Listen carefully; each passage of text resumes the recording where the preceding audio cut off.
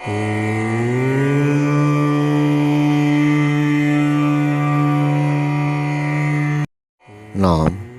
நம்மை நமக்குள் தேடும் அன்பு உள்ளங்களுக்கு என் அன்பு வணக்கங்கள். நம்ம இதுக்கு முன்னால் இருந்த வீடியோவில் மனம் அப்படின்னு என்ன, அதில் என்ன பிரிவுகள் இருக்குது, அது எப்படி இயங்கிக்கிறதுன்னு ஒரு பேசிக்கான ஒரு சில விஷயங்கள் நம்ம டிஸ்கஸ் பண்ணோம். ஸோ இது பார்த்திங்கன்னா அது மொத்த ஒரு சாராம்சம். அதில் இருக்கக்கூடிய ஒவ்வொரு விஷயங்களை பற்றி நம்ம டீப்பாக தெரிஞ்சுக்கிட்டோம் அப்படின்னா இந்த ஆழ்மனம் அப்படின்னா என்ன அப்படின்றத பற்றின முழு விளக்கமும் நமக்கு கிடைக்கிறதுக்கு உண்டான வாய்ப்புகள் அதிகமாக இருக்குது. ஓகே, இப்போ நம்ம மனம் அப்படின்றதுல 2 நிலை இருக்குதுன்னு பார்த்தோம். புற நிலை மனம், ஆழ்நிலை மனம் அப்படின்னு சொல்லி பார்த்தோம். ஓகே, இப்போது இந்த ஆழ்நிலை மனம் அப்படின்றது பார்த்திங்கன்னா இட்ஸ் ஒரு இமேஜினேஷனில் பண்ணிப்போமே, கற்பனையில் ஆழ்மனம் அப்படின்றது ஒரு பியூர் பயங்கர ஒயிட்டான ரொம்ப பிரகாசமான ஒரு லைட்டுன்னு வச்சுக்கோங்க. அந்த லைட் நடுவில் எரிஞ்சிக்கிட்டே இருக்குது. இதை சுற்றி இந்த வெளிச்சம் வெளியில் போகாத மாதிரியும் அடுத்தவர்களுக்கு டிஸ்டர்ப் பண்ணாத மாதிரியும் அது எல்லா புறமும் இருந்து 360 டிகிரியில் தன்னை அந்த வெளியை தனக்குள் வச்சுக்கிறணுன்றதுக்காக தன்னை அந்த ஒளியை சுற்றி ஒரு சுவர் ஏற்படுது. அந்த சுவர் தான் வெளிமனம் அப்படின்னு சொல்கிறோம். இந்த வெளிமனம் அப்படின்னும்போது இந்த வெளிமனத்தில் என்னென்ன மாதிரியான விஷயங்கள்லாம் இருக்குது, ஸோ எதனால் அந்த வெளிமனம் உருவாக்கப்பட்டிருக்குது, அந்த வெளிமனத்தின் மூலம் நாம் என்னென்ன ரியாக்ட் பண்ணுறோம், அந்த ரியாக்ஷன் அப்படின்றத பார்த்திங்கன்னா எமோஷன்ஸ்னு வச்சுக்கலாம். அந்த எமோஷன்ஸ் மூலியமாக நம்மளுக்கு என்னென்ன மாதிரியான எக்ஸ்ப்ரெஷன்ஸ் வருது.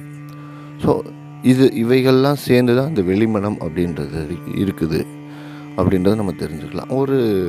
என்னுடைய தேடல்களில் இந்த வெளிமனம் அப்படின்றத அதில் என்னென்ன மாதிரியான விஷயங்கள்லாம் இருக்குதுன்னு நான் தேடும்போது எனக்கு ஒரு சார்ட் ஒன்று கிடச்சது. ஸோ அது ஒரு 95% அது இட்ஸ் அக்செப்டபுளாக இருக்குது. அதனால் எதை நான் உங்களுக்காக அதை கொஞ்சம் விளக்கி வேறு வடிவில் அதை நான் இங்கே கொடுத்துருக்குறேன். நம்ம அதை பற்றி என்னன்றதை இப்போ முழுசாக பார்க்கலாம். இப்போது இந்த பதிவில் நம்ம வெளிமனம் அப்படின்றது என்ன, அதில் என்னென்ன மாதிரியான விஷயங்கள்லாம் இருக்குது, அதில் என்னென்ன மாதிரியான எமோஷன்ஸ்லாம் இருக்குது, அந்த எமோஷன்ஸ் மூலிமா நம்மளுக்கு என்ன மாதிரியான எக்ஸ்ப்ரெஷன்ஸ் எல்லாம் உருவாகுது அப்படின்றத பற்றின ஃபுல் டீட்டெயில் நம்ம இங்கே பார்க்கலாம்.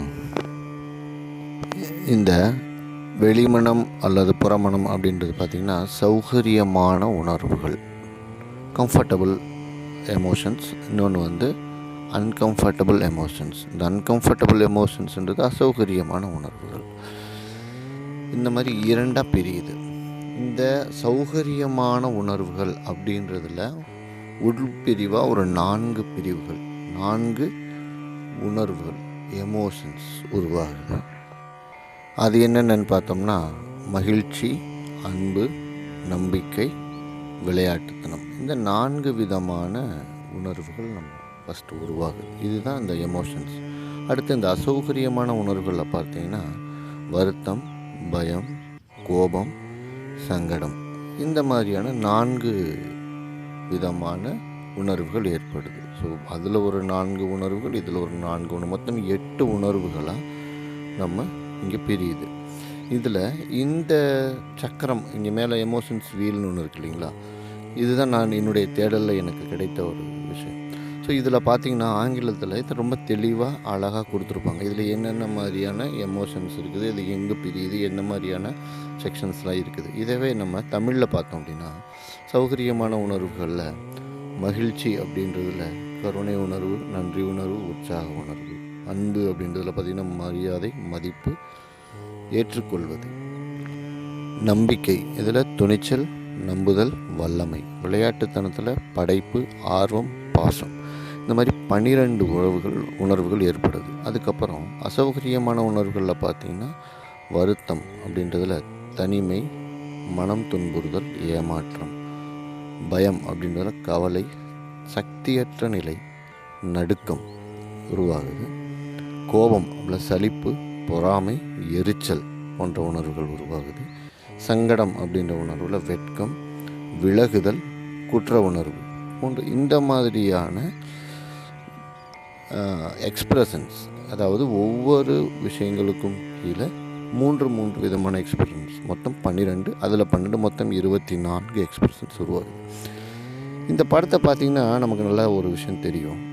இது நம்மளுடைய உடல் வெப்பநிலை எந்தெந்த மாதிரி எக்ஸ்பிரஷன்ஸுக்கு எந்தெந்த மாதிரியான உடல் வெப்பநிலை மாறுபடுது அப்படின்றத பற்றின ஒரு சின்ன அறிவியல் பூர்வமான ஒரு படம் இது. இதில் பார்த்திங்கன்னா நம்மளுக்கு எங்கே அதிகமான வெப்பம் நம்ம உடம்புல ஏற்படுதுன்றது நமக்கு கிளியராக தெரியும். இதெல்லாம் பார்க்கும்போது நமக்கே கொஞ்சம் பிரமிப்பாக இருக்குல்ல. ஆனால் இதுக்குள்ளே தான் நம்ம எல்லாம் ஆள்பட்டு இருக்கோம். நம்மளுடைய அன்றாட வாழ்க்கையில் இவைகள் 24 தினசரி ஒரு தடவையாவது நம்ம சுற்றி வந்துடுறோம். இதில் ஏதோ ஒரு விஷயத்தில் நம்ம கண்டிப்பாக சிக்கிக்கிறோம். இதன் மூலமாக ஏற்படக்கூடிய விளைவுகள் அப்படின்னு சொல்லுவோம் இது. ஓகே, இந்த விளைவுகள் பற்றி யோசிக்கணும் போது என்னுடைய முந்தைய பதிவில் ஒவ்வொருத்தவங்களுக்கும் ஒவ்வொரு விதமான உணர்வுகள் ஏற்படுது, ஒவ்வொருத்தவங்களுக்கும் ஒவ்வொரு விதமான ஒரு சிந்தனைகளின் மாறுபடுது அப்படின்னு சொல்கிறோம் இல்லைங்களா. இது எப்படி ஏற்படுது? அதுக்கு இங்கே இந்த சார்ட் நமக்கு ரொம்ப ஹெல்ப்ஃபுல்லாக இருக்கும். எப்படின்னு பார்த்தீங்கன்னா, இந்த சௌகரியமான மனநிலை, அசௌகரியமான மனநிலை 2, அதில் 2 ஆப்ஷனை எடுத்துட்டோம்னா அது 4 பிரியுது. இந்த ஒவ்வொரு பிரிவுலையும் உட்பிரிவாக 4 இருக்குது பார்த்தோம். அந்த 4க்கு 4 ஆப்ஷன்ஸ் 16 விதங்களாக பிரியுது. அதே மாதிரி இதில் 16, அதில் 16, 32 பிரிவுகள். ஸோ இந்த 32 பிரிவுகளின் கலவையாக 32 × 32 அந்த மாதிரி ஒரு பரிணமிக்குது. அதுக்கடுத்து ஒவ்வொரு எமோஷன்ஸுக்கும் 3 உட்பிரிவுகளாக அதனுடைய பிரிவுகள் மாறுது. அப்போது இதில் 12க்கு 12 ஆப்ஷன்ஸ், 144 ஆப்ஷன்ஸ் ப்ளஸ் அசௌகரியமான 12ல் 12 ஆப்ஷன்ஸ், அதில் 12 விதமான விளைவுகள், அது 144 ஆப்ஷன்ஸ். இந்த 144 × 144. ஸோ இவைகளெல்லாம் சேர்ந்தது. இவ்வளவு தானா நம்மளுடைய உணர்வுகளின் கோட்பாடுகள்? நம்ம இப்படி இவ்வளவு தான் மாறுபட்ட கோட்பாடுகள் இருக்குது? அப்படி கிடையாது. இப்போது ஃபஸ்ட்டு 2 பெரிய பிரிவுகள் இருக்கு இல்லைங்களா. இந்த பெரிய பிரிவுகளில் 2 × 144, அதே மாதிரி பெரிய பிரிவுகளின் கூட்டு மதிப்பு. இந்த மாதிரி இதோட பரிணாமங்கள் உருவாகிக்கிட்டே போய்கிட்டே இருக்குது. வேறு விதமாக போய்கிட்டே இருக்குது. ஓகே, அவ்வளவுதானா அப்படின்னா அதுவும் கிடையாது. எப்படி மாறுது?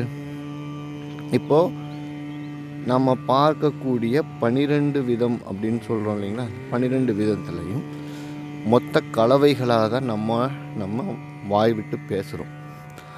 அப்படி பேசும்போது இந்த 12 உணர்வுகள், அசௌகரியமான இருக்கக்கூடிய 12 உணர்வுகள் 144 உணர்வுகளின் மொத்த கலவை. இந்த 144 மொத்த கலவையையும் எந்த விகிதாச்சாரத்தில் நம்ம எடுத்துக்கிறோம்? இப்போ ஒரு அன்பு அப்படின்ற விஷயத்தில் ஒரு 3 உட்பிரிவுகள், 3 எக்ஸ்பிரஷன்ஸ் பார்த்தோம். ஸோ அந்த 3 பிரிவுகளை அதுலேருந்து ஒரு சர்டன் பர்சன்டேஜ் நம்மளுடைய உணர்வுகளாக வெளிப்படுத்துகிறோம். ஸோ அதே நேரத்தில் மற்ற உணர்வுகள் எல்லாம் சேர்ந்தோட இம்பேக்ட் அந்த மாதிரி ஒவ்வொரு விஷயத்துக்கும் ஒவ்வொரு பர்சன்டேஜ் ஒவ்வொரு 100% ஒரு அன்பு அப்படின்றதில் பார்த்திங்கன்னா, பாசம் அப்படின்றதில் அது 100% அப்படின்னா அதில் 1%, கோபம் அப்படின்றதில், சலிப்புத்தன்மை அப்படின்றதில் 100%, 1%, இல்லை அதில் ஒரு 5%. அப்போ 5 × 1 1%, அப்போ 5%. இந்த மாதிரியான ஈக்குவேஷன்ஸில் மாறி ஏற்படுவதனுடைய சிக்கலான அமைப்பு. அதுதான் நம்மளுடைய வெளிப்பாடு. அதுதான் ஒவ்வொரு மனிதனுக்கும் ஒவ்வொரு நேரத்திலும் ஒவ்வொரு விதமான மனநிலை ஏற்படுவதற்கான காரணங்கள். இதுதான் சூத்திரம். This is the formula of expressions. நம்ம என்ன மாதிரி, ஏன் நான் யோசிக்கிற மாதிரி அவங்க யோசிக்கலை, ஏன் அவங்க யோசிக்கிற மாதிரி அவன் யோசிக்கலை? ஏன் ஒவ்வொருத்தரும் ஒவ்வொரு மனநிலையும் ஒவ்வொரு மாதிரி யோசிக்கிறாங்க? ஒவ்வொரு நேரத்துலையும் ஒவ்வொரு மாதிரி பேசுகிறாங்க? ஏன் ஒவ்வொரு நேரத்துலையும் ஒவ்வொரு மாதிரியான நிகழ்வுகள் ஏற்படுது? இவைகள் அனைத்திற்கும் காரணங்கள் இவ்வளவு தான். இதை நான் நியூமரிக்கலில் போட்டு காமிக்கணும் அப்படின்னா நம்பர்ஸ் வந்து ரொம்ப அதிகமாக போய்கிட்டே இருக்கும். இது ரொம்ப காம்ப்ளிகேட் ஆகிடும். ஸோ இந்த ஸ்ட்ரக்சர் என்னன்றதை நான் முடிஞ்ச வரைக்கும் உங்களுக்கு எக்ஸ்பிளைன் பண்ணுறதுக்கு ட்ரை பண்ணியிருக்கேன். முடிஞ்ச வரைக்கும் புரிஞ்சுக்கோங்க. ஓரளவுக்கு தெளிவாக இருப்போம்னு நினைக்கிறோம். ஸோ இதுதான் வந்து நம்மளுடைய புற மனநிலை அப்படின்றதோட நிலைப்பாடு. ஸோ இந்த எக்ஸ்ப்ரெஷன்ஸ் அப்படின்ற வெளிச்சுவர் அப்படின்றது இருக்கு இல்லைங்களா, இதில் என்ன நடக்குதுன்னா, வெளியிலிருந்து நம்மை இந்த நம்மளுடைய வெளி மனநிலையை இன்னொரு வெளி மனநிலையிலிருந்து வரக்கூடிய உணர்வுகளின் தாக்கம் அது எந்த இடத்துல போய் நம்மளை தாக்குதோ, எந்த இடம் அப்படின்றது வந்து பார்த்திங்கன்னா இட்ஸ் லைக் தட். நம்ம என்ன மனநிலையில் இருக்கிறோமோ அதுக்கேற்ற மாதிரியான அந்த வெளிப்புற மனநிலை நமக்கு முன்னால் வந்து நிற்கிது. இதை வந்து நம்ம எகிப்தியர்களின்படி சொன்னோம்னா நம்மளுடைய மார்பு பகுதியில் சென்ட்ராக ஒரு ரவுண்டு இப்படி இருக்குன்னு வச்சுக்கலாம். அல்லது நம்மளுடைய அறிவியல் பூர்வமாக யோசித்தோம்னா நம்மளுடைய நெற்றி பகுதியில் ஒரு உருளை மாதிரி இருக்குது. அந்த உருளை நம்மளுடைய இப்போ என்ன மனநிலையில் இருக்கிறோமோ, இந்த 12 24 மனநிலையில் என்ன மனநிலையில் இருக்குமோ அது முன்னால் நிற்கிது. அப்போது நம்மளுக்கு எதிரே இருப்பவங்க வந்து நம்மக்கிட்ட அவங்களுடைய உணர்வுகளை நம்ம மேல் செலுத்தும் போது அதனால் ஏற்படக்கூடிய ரியாக்ஷன்ஸ், அதனுடைய பிரதிபலிப்பு எப்படி இருக்கும் அப்படின்றத பொறுத்து தான் அவங்களுடைய பேச்சும் செயல்களும் அமையுது. ஸோ அதில் அவங்க அந்த நம்மளுக்கு ஆப்போசிட்டில் இருக்கிறவங்களுடைய உணர்வுகளின் வேகம், அந்த வேவ் லென்த்துன்னு சொல்லுவோம் இல்லைங்களா, அந்த உணர்வுகளின் வேகம் எந்த அளவுக்கு அதிகமாக இருக்குது, அதை நம்ம எந்த அளவுக்கு உள்வாங்கிக்கிறோம், அதில் இருந்து நம்ம எந்த அளவுக்கு ரிஃப்ளெக்ட் பண்ணுறோம், இப்படின்ற விகிதாச்சாரங்கள்லையும் நம்மளுடைய செயல்களும் வார்த்தைகளும் அதனுடைய வேகமும், சத்தம் அதிகமாக பேசுகிறது, சத்தம் குறைவாகிறது, நம்மளுடைய மனநிலையின் மாற்றங்கள், சிந்தனைகள் மாற்றங்கள், இவைகள் எல்லாம் ஏற்படுது. இதுதான் ஒரு சிக்கலான ஒரு மனநிலை. இதை நம்ம ஒரு உருவகப்படுத்தி புரிஞ்சுக்கிட்டோம்னாலே நம்மளுடைய மனம் அப்படின்றது முடிந்த வரைக்கும் கொஞ்சம் அமைதியான சூழலுக்கு வர்றதுக்குண்டான வாய்ப்புகள் ரொம்ப அதிகமாக இருக்குது. ஏன்னா இந்த புறநிலை அப்படின்றது தான் அதுக்குள்ளே தான் நம்ம சிக்கி தவிக்கிறோம் பயங்கரமாக. இந்த ஆள் மனம்ன்றது அது பாட்டுக்கு அமைதியாக அழகாக ஒரு வெளிச்சத்தை கொடுத்துட்டே இருக்குது.